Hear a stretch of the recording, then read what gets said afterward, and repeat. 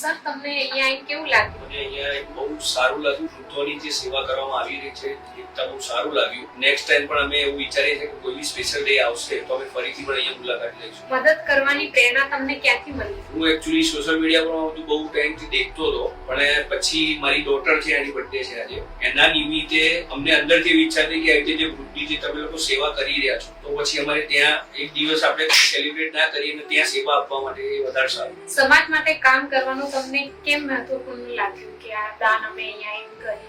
એનું કારણ છે કે દેખો, લાઈફમાં બધું અહીંયા મૂકીને જ જવાનું છે, કશું ઉપર લઈને જવાનું નથી. પહેલી વાત તો પછી જે બી હિસાબ કિતાબ છે અહીંયા જ ચૂકવા.